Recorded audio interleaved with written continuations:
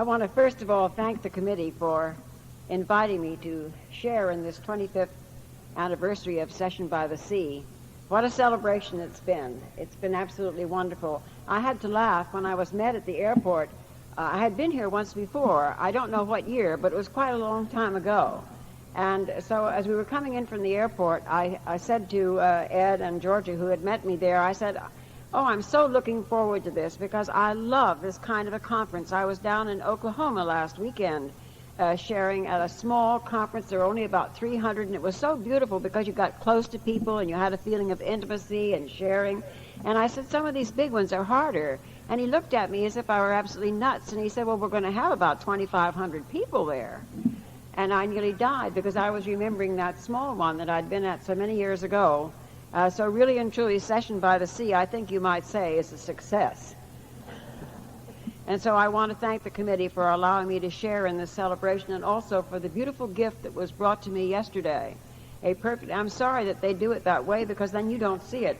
But it's a perfectly lovely silver pewter dish with the 25th anniversary of Sessions by the Sea engraved in the bottom. And I shall cherish it, and I will have it with me always to remember this weekend and all of you. So I always want to get those thank yous out of the way because otherwise I have to get wound up and I forget them. And my name is Eve Marsh, and I'm a recovered alcoholic. And I like to say I'm recovered because that's what it says in the big book. It says we're given a gift of recovery, that we have recovered, but that it is a daily reprieve contingent upon the maintenance of our spiritual maintenance. And so I like to feel that I am recovered. I really feel that those of us, all of us, who really practice this program every day of our lives have been given a gift that is ours to keep, providing we keep that constant vigil with ourselves and with the 12 steps of Alcoholics Anonymous. And right now, this year, I'm having kind of a special occasion for me. I don't know when it can ever happen again. I've tried to figure it out. It's never happened before. But it just happens that at this point in time, I have spent half my life in the Fellowship of Alcoholics Anonymous. I have had 37 years of sobriety, and I'm 74 years old.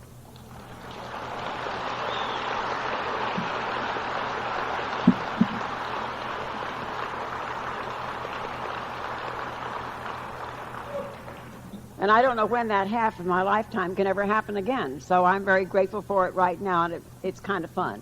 And I think, Cease, I'm not sure, but I think I heard you say January 6th. Is that your anniversary date? 16th. Oh, mine is the 6th. I thought maybe we might be twins. But anyway, we are under the skin, you know. But so I'm very grateful for the sobriety that Alcoholics Anonymous has provided me with. In fact, Alcoholics Anonymous has provided me with everything that's important in my life today. Because without the fellowship of AA, I know where I'd be. I'd be dead or crazy. If I was still alive, I would be a vegetable or nothing. Because I was fast on the road to getting to be a vegetable and nothing when I finally came to this fellowship to seek help so many years ago. Having absolutely no idea of what I was going to find here, having absolutely no idea what this was all about, having very little knowledge of alcoholism. We didn't know much about alcoholism in those days. We didn't really know anything about it at all. It was still looked at kind of as an immoral problem. People would look at you and say, for heaven's sake, why don't you just take one like your mother or your sister or whatever, you know? And why don't you stop? And why don't you do this and that? And I never knew why I didn't do those things because I didn't understand anything about this illness.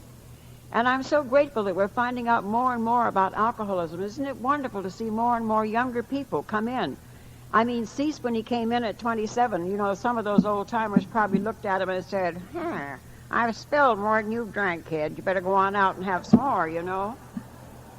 But thank God we don't do that anymore. We open our arms and embrace them and say, come on in, the water's fine, and we know you're an alcoholic if you say you're an alcoholic. And thank goodness we're beginning to have a different look at alcoholism. And I know there were many times in the past when AAs were fearful of anybody else getting involved because we were so fearful that AA itself would be hurt in some way.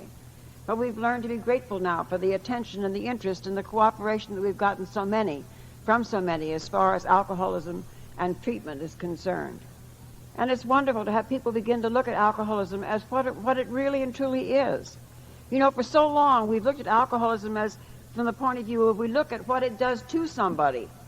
And we watch the guy, and he loses this, and he loses that, and he goes on down the line. And finally, when he's lost about everything, we say, gee, maybe he's an alcoholic. But you know, that isn't the thing to look for. It isn't what alcohol does to people that we should be looking for. It's what alcohol does for people, because that's the clue. That is the reason that we know that we're alcoholic. I know, for example, that I was an alcoholic from the time I took my first drink.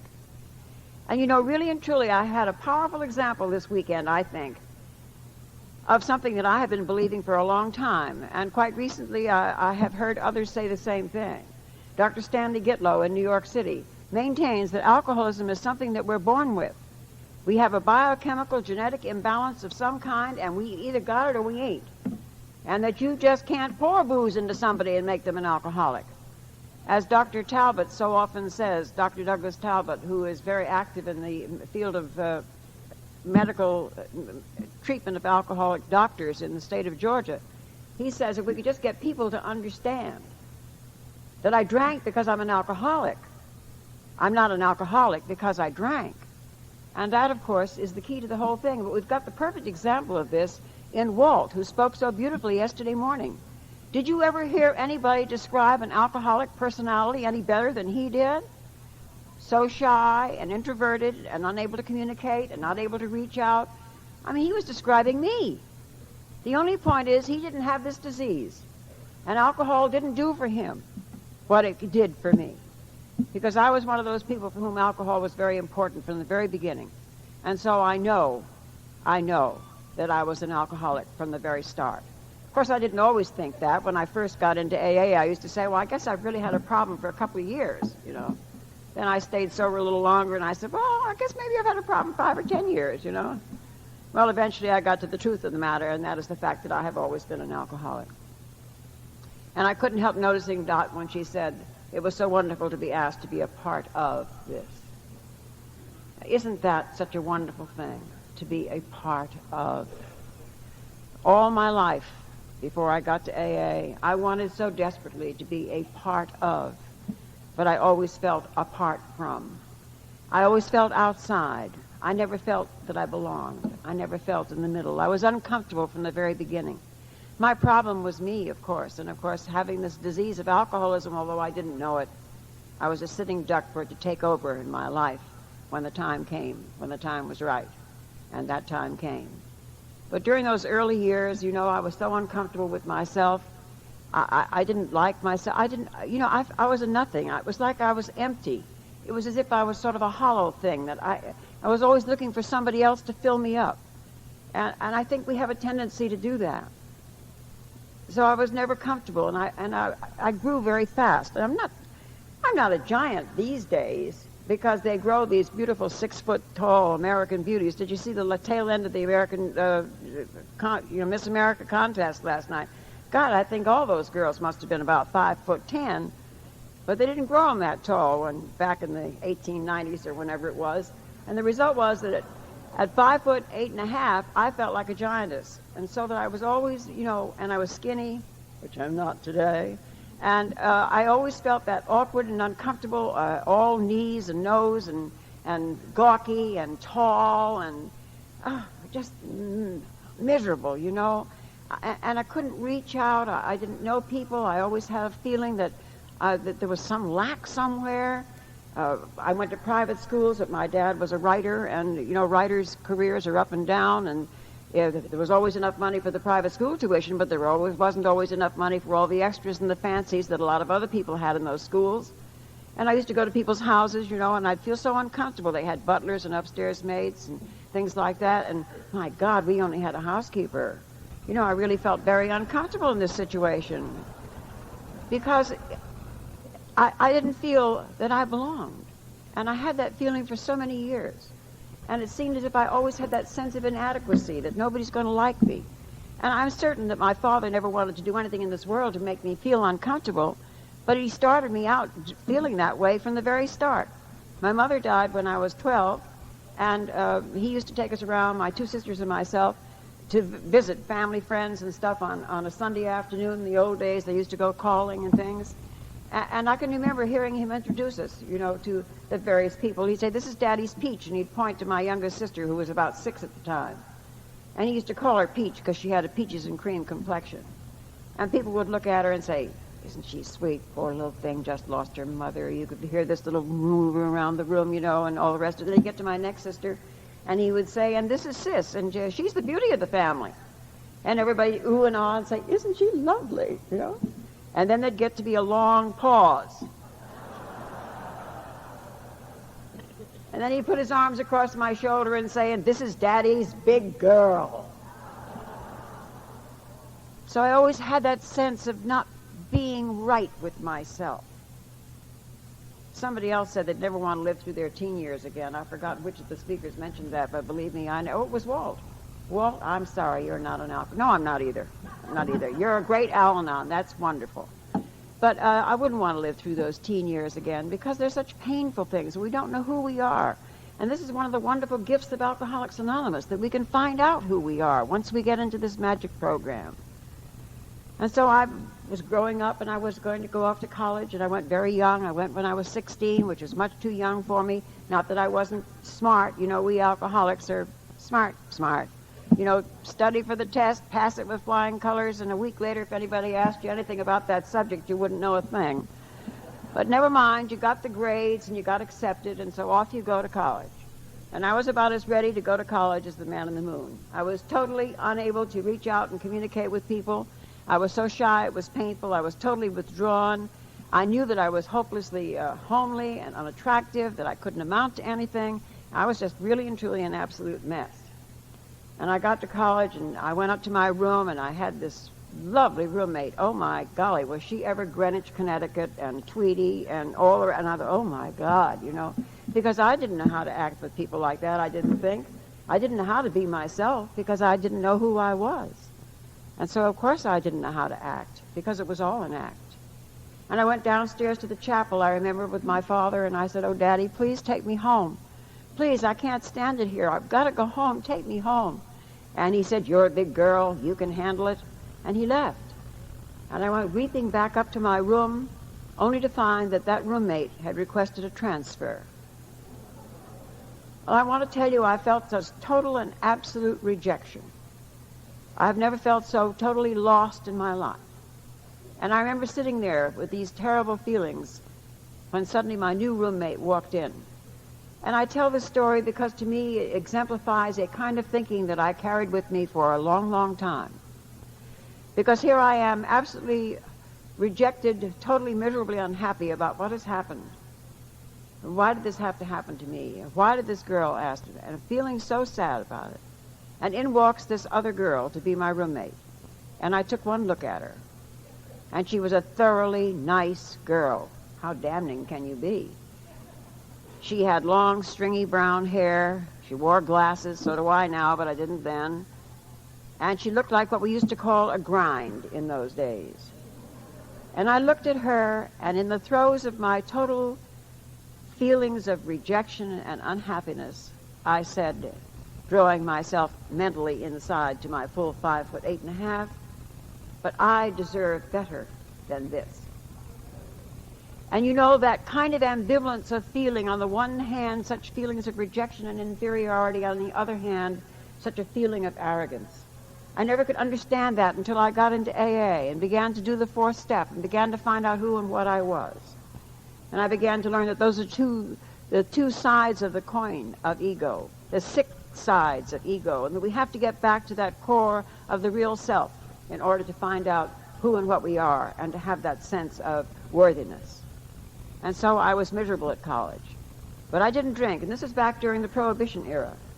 And everybody else drank. And you didn't get to go to football games and fraternity parties and things of that kind if you didn't drink out of the hip flask and so on and so forth. But I didn't drink because I was afraid. It was almost as if I was afraid of what was going to happen to me. I had a fear of losing control. Does that say something? We alcoholics always have to have everything under control. We have to know exactly what's going on, when and where, and you do it my way, kid, or else. And so I was afraid that I was going to lose control, and so I didn't dare to drink. I didn't want to drink the way everybody was drinking around me during the Prohibition era. This was in the year 1924, 25, or whatever. But I knew I was going to go to Europe at the end of my sophomore year, and I thought to myself, I'll wait. Because when I go to Europe, I can learn to drink the way they do in Europe. Graciously, a little wine with my meals, not this kind of Prohibition baby drinking that's going on around me. And so I didn't drink until the end of my sophomore year. And I got on board the ship, and we headed for Europe. Of course, there were several chaperones, quite different from the way things are these days. But anyhow, 12 miles out, they began to serve. And they asked the chap next to me, what will you have? And he said, well, I'll have an orange blossom. Well, I didn't know what an orange blossom was, but I thought, well, I'll have the same, Terrible drink. Ugh, God. But I didn't think so then, because I drank that drink, and you know what happened. You know what happened to me when I drank that drink. I don't have to tell you what happened. I shrank. I suddenly got to be eyes of blue, adorable, cute, kind of cunning. That's the wonderful thing about alcohol, It can make you be anything that you want to be and can't be. And so there I was. I'd found the answer. I know I was an alcoholic from the very beginning because alcohol was so important to me. Because I had found in that drink my coping medicine. I had found the way in which I could reach out and communicate. Of course, I didn't stop at the one, you better believe. By the second and third, I'm a brilliant speaker. I'm communicating all over the place. And so I had found the answer. I had found that thing that was going to make life work for me. I had found that elixir, that magic. I didn't have to worry anymore because any time there was a problem, any time there was a new face to meet, any time there was a new challenge, I had the answer, have a drink. Because then I can cope. Then I can cope. And so I started in depending on alcohol. But nobody thought anything about it. Nobody recognized the fact that I was an alcoholic. What does an alcoholic look like? I didn't look like. What is an alcoholic? Nobody knows what an alcoholic looks like. An alcoholic is anybody. An alcoholic is your next door neighbor, as we all know, but those people outside don't always understand these things. But we don't seem to be able to diagnose and recognize this illness early on. I had a sister who had kleptomania. They got help for her. Of course, that was more recognizable, I guess, when you start stealing pocketbooks and stuff. And of course, I didn't do the things that they expected an alcoholic to do. I didn't get drunk every time I drank. I didn't drink every day. I didn't do all those things that they in those days thought a, quote, alcoholic had to do. And so I came back from that wonderful trip to Europe, having had a few little episodes when I had had too much to drink. And I got back to college, and boy, I really and truly began to have a great time. I had such a good time that they kicked me out at the end of my junior year. And then something else happened that I like to talk about because to me it is an indication of the way in which I did things and the way in which so many of us, I think, do things. Incidentally, I would like to point out that all the things I say about me back there come from hindsight, come from the knowledge I've gained in the Fellowship of Alcoholics Anonymous. I didn't know those things about me then. I had no recognition of them at all. But through hindsight, I have come to learn about me and what those things are about me that I needed to change, that needed to be worked on. And so, I forgot what I was going to say about hindsight. Something had happened. So of course, naturally enough, I was absolutely desolate about the being expelled from Vassar. My God, my mother had gone before me. My sister was coming the next year. And here I've been kicked out. And I felt so remorseful, so guilt-ridden. It was unbelievable the way I felt. I hurt so inside. And my father came up to get me. And inside of me somehow desperately wanted to throw my arms around him and say, "Oh, Dad, I'm so sorry. But I couldn't do that. You know what I did." I said, "Oh, Dad, this is the most terrible place. Listen, if they hadn't kicked me out, I would have left. I couldn't have stood another year around here. It's an awful place. On the defensive, trying to cover up, trying to hide the way I really felt. And then I said, besides, I know what I want to do with my life, and college isn't going to help me as far as that's concerned. And he said, I suppose you've still got the idea you want to be an actress. And I said, absolutely. You've known that for years. So I went ahead with this wonderful idea I was going to be an actress. And I had a few years at it. Never terribly important years. They were exciting. I'm glad I had the experience. But it wasn't until I got into AA that I could look at that. That I could look at that and see what that was all about. You know, it's big business of being able to begin to look at yourself and know who and what you are. And I began to think about that. And what was that all about? Did I really and truly want to go through the hard work of being a fine technician in the theater? Did I want to really study that hard? Did I really want to work that hard? Did I want to learn to project my voice to the last row on the balcony? We didn't have these things back in those days. Did I want to take dancing lessons? Did I want to walk with books on my head so I could learn to be graceful and walk properly? No, I didn't want to do all that. I didn't want all that work. You know what I wanted. I wanted to be a star. I wanted my name in lights. I wanted people to rush up to me afterwards and say, oh, I want your autograph. I wanted my dear beloved friends to be what we all want to be. I wanted to be somebody. And it's taken AA and this beautiful program to show me that I am somebody even though I'm nobody. But it takes Alcoholics Anonymous and this program to help us to learn that. And I think so many of us have this terrible need to prove something. Have you ever 12-stepped someone who told you they wanted to be the second best secretary in the office? They wanted to be the second best professor in the university? You know, well, that isn't the way we operate. We've got to prove something. Because most of all, we're trying to prove to ourselves. At least I was trying to prove to myself. And so when I got out of the theater, of course, naturally, I didn't get very far. My uncle was a famous actor-manager. And he had me in his employ, and when he no longer could employ me, he put it to me in a way which is acceptable to me. He said, my dear, we don't have parts big enough for you next year.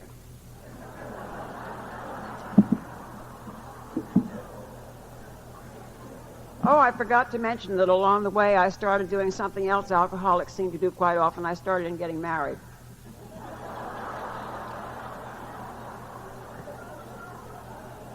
I had married a young actor in the company, and it was great. It was great, we thought. And we had a little boy, and that was wonderful. I loved having a child, and that was great. But we spent all of our time, it seems to me, as I look back at it, dreaming about the future, dreaming about what we were going to do in the future. We spent so much time dreaming about the future that we never lived in the now. And, you know, I look back at that, and I think about it, and I think so often this is so true. I don't know if it's true of you. But I used to have these wonderful daydreams. We say fantasize now. We didn't have that word back in those days. But I used to have these wonderful dreams, you know, of I was going to be this, or I was going to be that. I was going to have $1 million. I was going to be famous. I was going to be important. I was going to do all these things. Going to write the great American novel. I'm still going to do that, maybe. But anyway, the point is that in all of those dreams, there was never anything about how I got there. Have you noticed that? We're always there.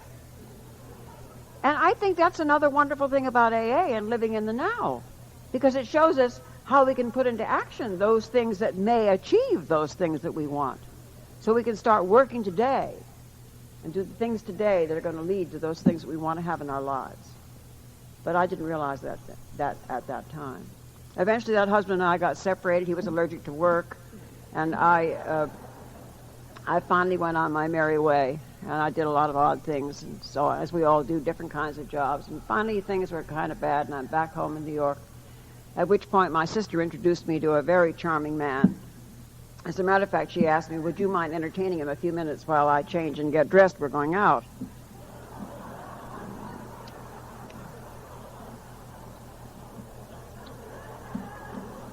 Well, the only way I knew to entertain anybody was to offer them a drink.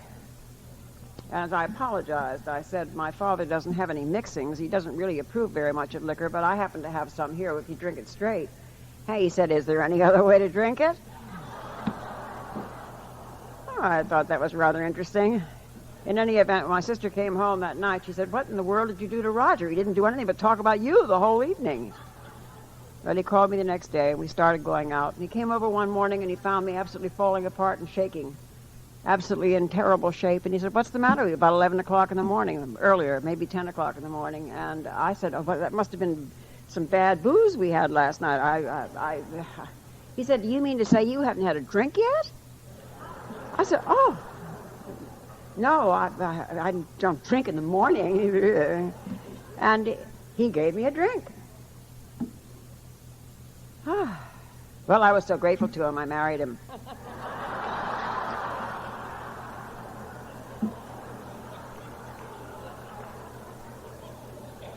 Actually, we've been going together for several weeks when that happened. And actually, we really had a lot going for us. We really had fallen very deeply in love. Everything was fine. And I thought that we were going to have the perfect marriage. Neither one of us knew anything about alcoholism. Neither one of us knew that we were alcoholics. I thought it was wonderful he didn't criticize the way I drank. He thought it was great that I didn't criticize the way he drank. That should have been a clue right then and there. But, of course, we didn't know anything about alcoholism. And so we got married. My little boy came back to live with us. Eventually, we had 2 beautiful little children of our own. And people would come to me. And then, of course, you see, then I had that marvelous thing. I had a reason. I had an excuse. You know, that's one of the things we're so dependent upon. And that's one of the other wonderful things we learn about in Alcoholics Anonymous, that we have to be responsible for our own actions, that we have to be responsible for what we do with our lives. I didn't know that then. And I always was blaming situations, places, people, things, anything around me for the reasons why things happened to me. I always had been able to do that. And now, of course, I had a wonderful built-in one right there in my own house. When my friends would come to me and say, Evie, you're drinking more than you used to. I'd say, I know, it's Roger. Couldn't stand to live with that so-and-so if I didn't have a drink with him. God, you know.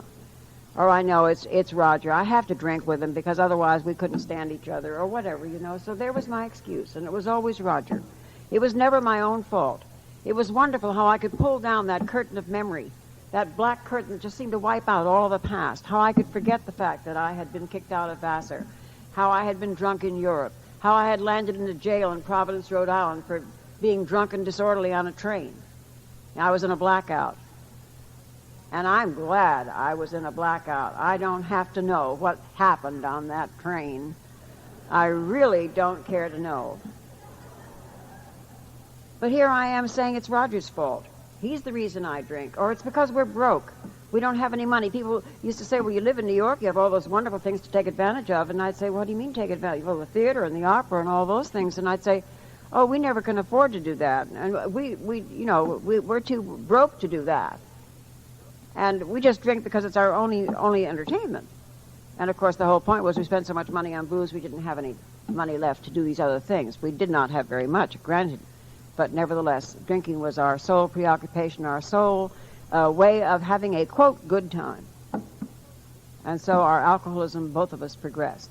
And the 2 little children, I began to feel so guilty all the time. I couldn't understand what was going on. I felt wrong about me.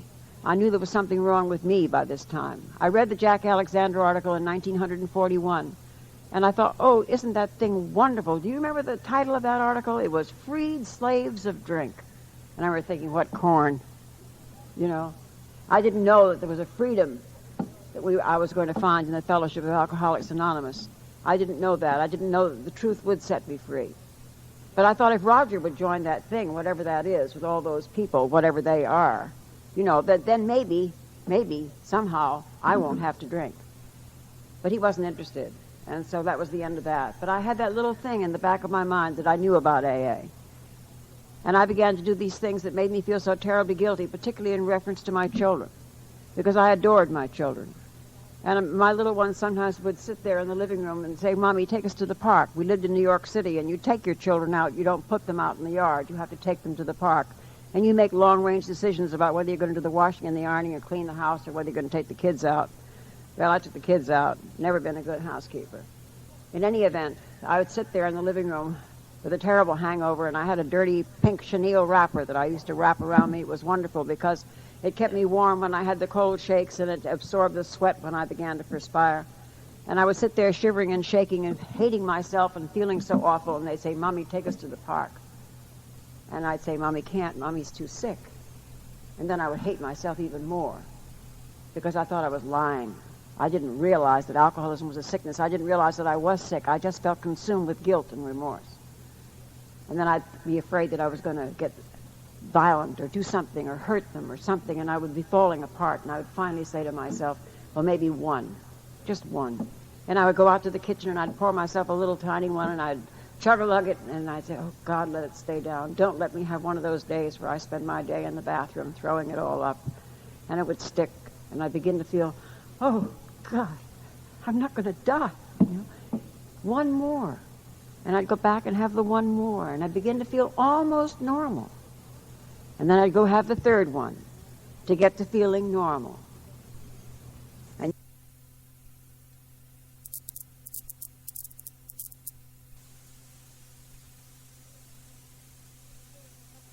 he didn't hear it for what it was, because he said every alcoholic he ever treated always told him that he drank to feel normal. And he proves to him the fact that we need more. It isn't the fact that we have less willpower or that we have less resistance or whatever. It's the fact that our need is greater. But I didn't know that then. I just knew that I had this terrible problem, and I didn't know what to do about it. And my mother-in-law came to visit us. And my mother-in-law was a lovely old lady, but she was elderly. And so the family had to plan to bring her in from New Jersey. And I knew she was coming. And this is how far my illness had advanced. The fact that when she got there, Roger and I were both of us in bed with a hangover at 11 o'clock in the morning. He was supposed to be in his father's office, but there he was in my bed. And she felt so very badly about it. I did, too. She didn't stay long. She stayed overnight, and then she left early. But when she left this little note on the refrigerator, and I've never forgotten it. It said, "My dear children, the world frowns upon inebriates." Inebriates? Inebriates? I like to suggest to those people who don't like the word alcoholic that they try inebriate on. We could have a whole new fellowship, inebriates illuminated or something. But then she went on and said, I have written to the Alcoholic Foundation for literature to help you. And 2 days later, that literature arrived. They did it faster in those days than they do today. That Alcoholic Foundation, of course, was the forerunner of the General Service Office, where I was to spend so many wonderful years. And so I always loved that, the fact that it sort of came full circle. And I read that literature. There was one pamphlet that had a story of a woman in it. And I read that and I realized I wasn't the only person in the world that had this problem. I wasn't the only woman who did the things that I did. I felt that there might be some kind of hope for me. But I was too terrified to do anything. I was such a vegetable. I was afraid to go out. I was afraid to stay in. If I'd go outdoors, my palms would sweat and my head would burst, and I'd feel that I was going to faint. And if I stayed in, the room would close in on me. All those terrible neurotic fears that I didn't understand. And so I was afraid to go alone, and Roger didn't want any part of it. Roger didn't want any part of Alcoholics Anonymous, and I was afraid to go by myself. And so I went on the wagon. And my son had begun looking at me with great distaste. In fact, he used to say, I never come home at night, Mother, because I can't stand to watch you get drunk.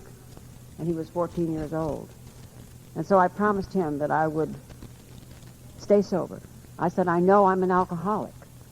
I hadn't known that before. I know I'm an alcoholic. The pamphlet had told me that. And I said, I promise you that I'm never going to drink again.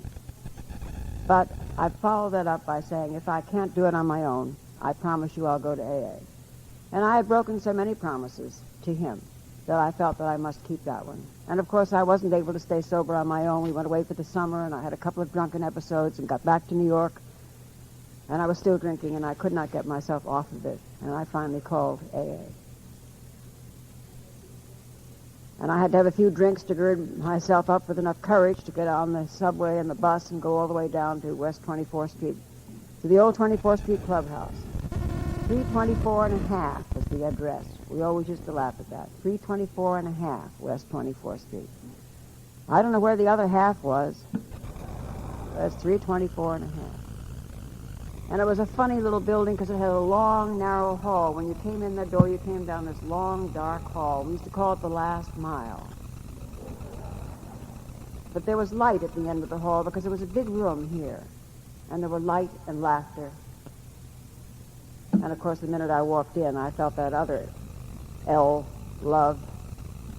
And I knew that I had found the place where I belonged. I had that sense of belonging immediately. I thought, this is it. All I have to do is to come to AA, and I'm going to be okay. I thought, this is the answer. All these wonderful people, and I won't have to drink. And, of course, that's all I thought was wrong with me. If I don't have to drink, then I'm fine. I'm okay. Nothing else wrong with me. Oh, am I glad they didn't tell me how hard I was going to have to work. I might not have had the courage to stay. Because I thought that all I had to do was just put down that drink, and that if I never took another drink, I was going to be okay. I didn't know that I was going to have to change. I didn't know that I was going to be given a program and a way of living which is going to make it possible for me to affect those changes in myself that were important and necessary to me if I were going to stay sober. I didn't know that I couldn't stay the way I was and stay sober. I didn't know that I had to work on me. I didn't know that I had to become a different kind of person. And I wouldn't have known how to do it without the Fellowship of Alcoholics Anonymous. I learned that I couldn't go on living with the kind of self-pity and anger and rage and hostility that I was living with. I learned that I had to forgive myself and to learn to love myself. That's a tough order. When we first come in and they tell you forgive yourself, how am I going to forgive myself for those things that I have done to my kids? Not only the sins of commission, but the sins of omission. How am I going to forgive myself? How can I love myself when I've done the terrible things that I have done? Oh, I beg of you, any of you who are new, don't confuse what you did with what you are. What we are God's perfect children. We just have to start knowing it and living up to it. The things that we did were the result of our illness. And so that's why we have to learn to forgive ourselves and to love ourselves. And I found it a hard road to walk because, as I said, I adored my children and I had done some awful things. And it was very hard for me to learn to forgive myself. As far as love was concerned, I sensed it all around me. Certainly it was all here in AA when I came in. But I had such a wall around me, such a shell, that I couldn't let you in. That fear of rejection was so enormous. I had lived with so much fear all of my life. I had been afraid of everything, afraid of people, afraid of situations, afraid of life. And so here I still had this wall around me because I was so fearful. And it was a long time before I could put my shield down before I came into the meeting room. It was a long time before I could smile at you and say, hi, my name is Eve, and I'm fairly new. It was a long time before I could accept what you were trying to give me, before I could receive what you were trying to give. You know, I sometimes think it's harder for us to learn to receive than it is to give. There's much more joy in giving. It's a kind of a prideful joy, perhaps. Oh, my gosh, I used to think I was Lady Bountiful at Christmas time. I couldn't wait for all the thank you letters. Oh, you're so wonderful. You're so generous. The kids could be eating macaroni and cheese every night. Well, that isn't any good today because cheese is more expensive than steak. But, I mean, in those days, it was a nice, economical meal. But nonetheless, I had to have the lovely gifts going out at Christmas time so everybody'd say, isn't Evie generous and wonderful? And so I had to learn that that isn't the kind of giving that we're talking about. It's the giving of self. That's what really sharing is. The giving of something that is not of ourselves is not important. But I didn't know all that then, and so I had this wall around me, and I made it very difficult for you to get to me. And, of course, I made it very difficult for myself. I was a slow learner, a very slow learner. And it was this fourth step, I think, that really and truly helped me so tremendously. The first step I had no trouble with. I was so grateful to know I was an alcoholic and not insane. You know, in those days, people were much more anonymous than they are today. I'm glad we're not so anonymous anymore. You know, my name is listed in the phone book in Fort Lauderdale as Eve Marsh, not as Eve M. So if you're any of you down there, give me a ring. But the point is that if we're too anonymous, we're not helping to attract people to us. I'm not talking about the public level, but I'm talking about among ourselves and where we can be of help. And I was never anonymous. The old book, the old big book, there isn't a big book up here, but the old big book had a big red and yellow cover on it. It screamed at you. You know, you could see it for miles. And I'd sit in that bus going north with my big book, Alcoholics Anonymous, in my hand so everybody could see it. I was so proud to know that I was an alcoholic. Not proud to know that I was an alcoholic, but grateful to know that I was an alcoholic and that I wasn't insane, that I didn't have to be locked up, that I wasn't crazy, that I had an illness from which I could recover, providing I did a few simple things. Simple, not easy. Providing I followed these 12 steps, these 12 suggested steps. And I had come to accept the fact that it wasn't just the booze that was making my life unmanageable, but that it was me that was making my life unmanageable. And that meant to me that I had to change me. And the second step, I knew that AA itself was a higher power. I knew there was more strength and faith in a whole bunch of us together than there was in me alone. And I knew that I had to be restored to sanity. So the second step I had no problem with either. The third step I had problems with. The third step I had problems with because of my sick ego. Because I went through that marvelous routine that some of us go through about, I'm not worthy of God's love. You know, that's the most egotistical thing you can say. But I didn't realize that then because I didn't know what God was all about. And of course I was seeing him in action every day at an AA meeting, but I still wasn't certain what I thought God was until I found that wonderful quotation in the book of John which says, God is love. Who dwelleth in love dwelleth in God, and God in him. And that was it as far as I was concerned, because that was all I had felt in AA. That's all I knew about in Alcoholics Anonymous was love. And I began to work on that fourth step and began to look at myself, and I began to try and examine what this all was all about. Why was I afraid of people? What I used to say, I'm so afraid of people. What does that mean? Does that mean I'm afraid you're going to come up and hit me, attack me, or what? You know, I was afraid you weren't going to like me. I was afraid you weren't going to love me. I was afraid you weren't going to approve of me. And I had to learn that the only way that you could love me would be if I would love you. And I began to let that wall down, and oh, how wonderful it was. And I began to learn that all those things that they say are true. It's done unto you as you believe. And if you believe you're okay, you can get to be okay. And I believe today that none of us can be kept from doing anything that's right for us to do as long as we believe that it can be accomplished and believe that we can do it. And I've seen things happen that I never believed could happen until I began to believe them, and then they began to happen. And they used to say to me, I used to say, I don't believe in anything. You know, I can't believe in a higher power. I don't believe. Well, that was a lot of malarkey. If I really and truly looked at it, I believed in a lot. But I believed in all the wrong things. I believed I was a failure. I believed I was unattractive. I believed I could never amount to anything. I believed that my life was about over. I believed that I could never accomplish anything worthwhile. I believed a lot. But I just didn't believe in the right things. And so I began to believe. I began to work with the fourth step. I began to recognize who and what I was. I began to learn that I could love myself. And that was a hard thing to do, and to forgive myself. And I used to think there's nothing good about me, all these awful things I've done, again confusing what I did with what I am. And I began to try and look. Somebody suggested that I think of myself as a garden and look and see if you couldn't find the roses or the flowers. And so I found one little blossom, the mother love. I thought that's a good trait. I can work on that. And so I began to nurture that, to try and make amends to my children, to really and truly nurture that wonderful little flower that was growing in there. And then I began to realize that it was surrounded with weeds. And I had to begin to look at all those weeds. And those weeds were the weeds of self-pity and resentment and anger and hostility and rage and all of those things. And I had to begin to get rid of those. Otherwise, these flowers are not going to be able to grow. And so I began to work on that. And I began to recognize those things for what they were.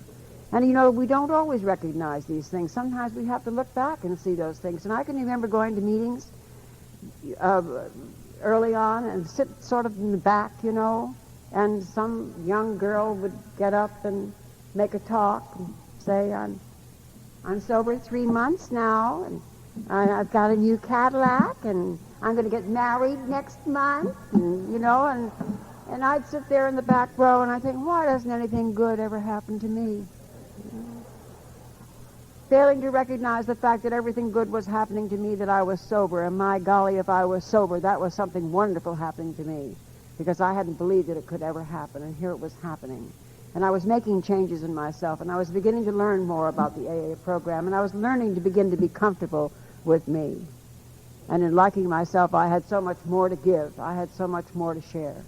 And I began to work at the intergroup office as a volunteer in New York, and it was wonderful to be able to carry the message. The only problem with that was I suddenly realized I didn't have much message to carry, because I hadn't really and truly done all the steps as thoroughly as I should, and I began to go back and work on the steps some more. And to do the fifth step, where you have that wonderful sense of freedom, where you have that sense of release, and you know that all is going to be well, because you're right with yourself and with your higher power. And the making amends. And, I used to do those things that so many of us do, quickly compensate, rush out and buy little velvet dresses with lovely white lace collars and give them to the children and say, oh, what a good mother I am. And as far as I'm concerned, the only way I can make amends is the way in which I treat those children for the rest of my life. And I've loved them, and they love me. And my son, that little boy who used to say, I can't stand to see you come home and get drunk every night, he's now a 52-year-old man, a daughter in law school, and a son who's gotten married. And while unfortunately we don't see them too much because they live way up north and we live way far south, nonetheless there's a warmth and a feeling there that wouldn't have been possible without the fellowship of Alcoholics Anonymous. And my two beautiful little girls, they have been such a joy to me. I can't tell you how much they have been a part of my life. But there was a time when I first got sober when I didn't know how much I should tell these little girls. I didn't know how much I should tell them about AA, and I began to debate in my heart and in myself whether I should go ahead and say anything to them about the fact that I was now going to AA meetings. And so I remember debating about this, and then one night, it was a Thanksgiving time, my older little girl, who was about 10, came home one night and said, Mommy, I've written a play for school. Can I read it to you? And I said, sure, you can read it. She said, well, it's a Thanksgiving play. And she said, I used the girls' names instead of making parts out of them because we'll all read our own parts. And I said, fine. So she started out and she started reading this thing, and she said, and Diana says, my grandparents are coming to our house for Thanksgiving dinner. And then Janice says, well, we're going to go to my grandparents' house for dinner. And then I say, we're going to have a very early dinner because my mother's going to an AA meeting.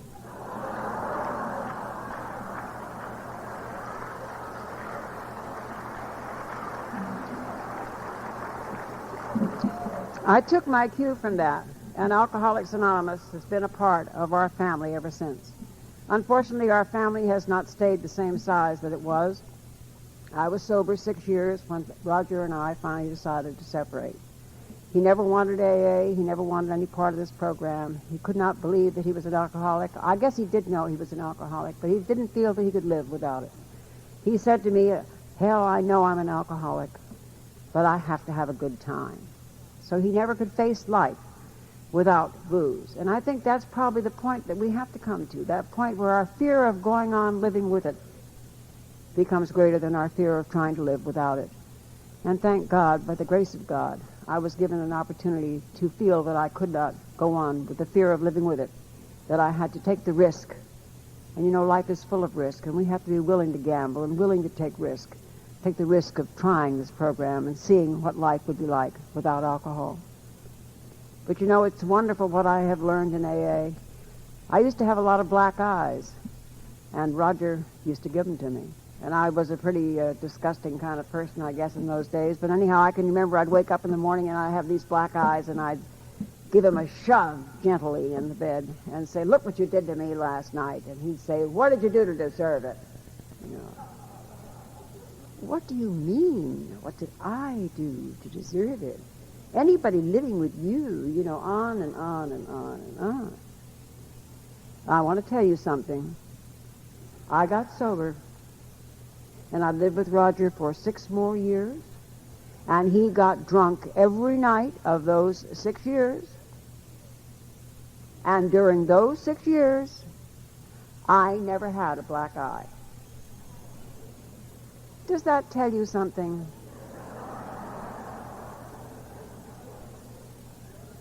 That was one of the greatest lessons I had from the point of view of learning that I was responsible for what happened in my own life. So eventually Roger and I were separated. And he eventually died of cancer, but he died sober, which made my daughters, very happy. But I went on from there and began to work at the intergroup office, and then eventually went up to the general service office. And these wonderful opportunities came my way. I have been so fortunate in this Fellowship of Alcoholics Anonymous. Everything I have or am today is as a result of this program. And so I began to work there at GSO, and I really and truly think that without that focal point of inquiry, we would not have grown the way we are. And I love it when I talk about the early days of Alcoholics Anonymous. Look at us here today with 2,500 people in this room, all coming together to share the love and the caring that we have in this Fellowship of Alcoholics Anonymous. And it's all so easy for us, isn't it? It's all so wonderful. AA's right down the street. It's right around the corner. And I like to think about those early days when Earl came from Chicago to Akron, which is many hundreds of miles away, and he'd come every week to go to an AA meeting. That's quite a few hundred miles. And he finally got sober, and he's in Chicago, and he gets somebody else sober. Then a guy over in Minneapolis gets the word out that he's got a problem. And Clem goes from Chicago out to Minneapolis on a business trip. And so he goes ahead and calls on him, and they got somebody else sober. You know, it wasn't around the corner in those days. People went long distances. And in the office, we'd get letters from all over the world asking for help. And we used to have what we called our internationalist seaman members, and I dubbed them the couriers of AA, because they'd come into the office and they say, I'm on a trip, on a ship, we're going to call in Bombay, we're going to call the Philippines, and so forth. And he calls from there, and you go look in the file, you say a letter here from a guy, a letter here from a gal, and he'd take that name and address, and he'd contact them on this trip. And then suddenly you'd have a lone member in Bombay, and then you'd have a group in Bombay, or in Calcutta, or in Philippines, or in Bangkok, or wherever. Meanwhile, of course, AA is growing everywhere. The English language particularly, because of our book and our literature in English, and people in England and New Zealand and Australia and South Africa, they're reading our literature and they're getting sober. And then all of a sudden we get an influx of mail from people in French and in Spanish and in German. Our armed forces abroad, they needed AA, so they'd start AA groups, and pretty soon the Germans were coming to the AA meetings, and pretty soon the Germans had their own AA groups. So we needed literature in foreign languages. And I began to get so excited about this. I was on the overseas desk quite a lot, and I loved it. And I thought, oh my gosh, I got to find out, is it really true? Because you'd get a letter from somebody, and they'd say, I'm a loner here, and how do I get a group started? And you'd write them a lovely long letter, and you'd tell them what to do, contact the hospital and the doctors and and the ministers, and let it be known that you have something to say. And about a month and a half later, you'd get a letter from them and say, we've got 40 members now. What? You know, I couldn't believe it. And so I began to get consumed with this idea that I had to go see. I had to go see. And as I said, I have come to believe that if it's okay, things will happen that you want to have happen. And I began to visualize myself on a freighter going someplace. I was going to go see AA around the world. And sure enough, it happened. It happened. The office gave some of us a year's leave of absence so we could come back. But we could go away for a year. And I used that year, and I traveled all over this world. And I visited AA everywhere. And they will tell you that Alcoholics Anonymous is the greatest export that the United States ever made. And I learned somehow, too, about this communication of the heart.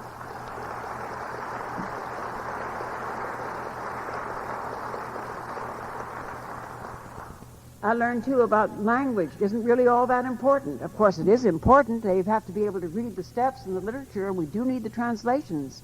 But I remember once sitting in a Japanese meeting in Nishinomiya City at the insane asylum. It's not exactly on the tourist track. And I was sitting in this meeting there, and the little men were all sitting around this low table. I'm glad that I'm not doing that now. I'd need a derrick to get up. But in those days, I was a little younger, and I could stand up from a sitting position. And so we'd sit there at the table, and this man wanted to translate for me what these men were saying. And the translation was getting in the way of the feeling. And I said, no, it's okay. I don't need it. And I didn't, because I could hear this Japanese man, oh my, and you knew he was in terrible trouble, you know. And then all of a sudden his face would light up, and he'd say, so I knew he'd found AA. So how did I need to know the language? And the language of the heart is the one that's so important, and the one that's so very vital to us all. And so I had an opportunity to see AA working everywhere. And what an excitement it is. Really and truly, I know that Bill can see it all. I know that he can see it when he wrote A Vision for You, that he hoped that he would meet other little groups as we trudge the happy road of destiny. And so here we are, this tremendous worldwide fellowship, with a power of example for other people to follow. We are the example for the alcoholic. We are the example that people can love alcoholics, that alcoholics are people who can be loved and be trusted and be responsible. And we are that power of example only because of the fellowship of Alcoholics Anonymous, only because of the way of life that's been given to us to live. And I'm so grateful every day of my life for this magnificent fellowship. Because, as I said before, it's been a part of my family.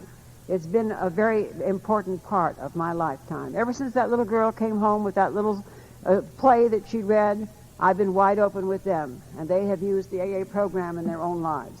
When that same little girl went off to boarding school, I went into her room one day, and I found this big yellow pad. I just put her on the train, and I was kind of desolate about her going away. And I found this big legal pad, and it had a line drawn down the middle. And on the top of it, it had written things that are okay with me, and on the other side, things that are not. And she was trying to use our fourth step to work out her own little problems. And she had a very young age, had come running into me one day and said, "Oh, Mommy, I know what I want to be when I grow up." And I said, "What do you want to be, darling?" She said, "I want to be a ballet dancer and a member of AA."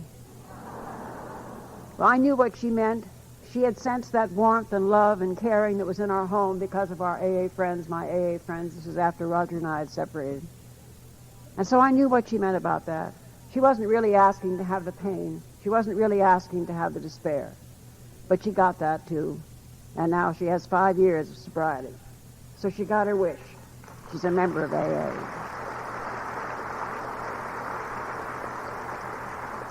And my other little girl has always had such a good head on her shoulders.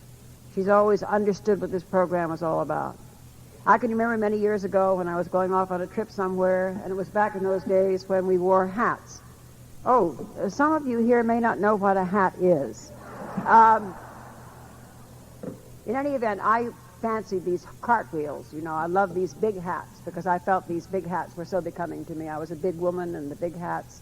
And I had to go off on this speaking trip, and I'm packing, and I remember talking to Liz, my youngest, and she is leaning her little skinny frame over my dressing table, and I'm talking away, and I'm saying, "I don't know what to do. I can't decide. Should I take the big hat, because that really looks well, or the little one that I can pack?" And I'm making a big thing out of this. And finally, she can't stand it any longer, and she puts her hands on her skinny little hips and says, "Mommy, I thought the important thing was what you said, not what you wore." And she has been very active in Al-Anon.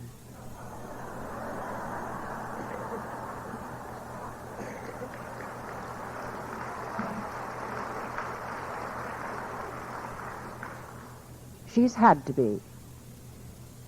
Because while Al-Anon was not in existence at the time that Roger and I split up, Al-Anon was not in existence during the time that those girls were that small. Alateen did start, and Al-Anon did start, and they both of them were involved in Alateen groups at one point in their lives when they were away at boarding school, and were helping the children of other alcoholics. But she had to have Al-Anon. She had to have Al-Anon because of her sister. And you know, I really and truly do believe that with prayer, all things are possible. And with letting go, all things are possible.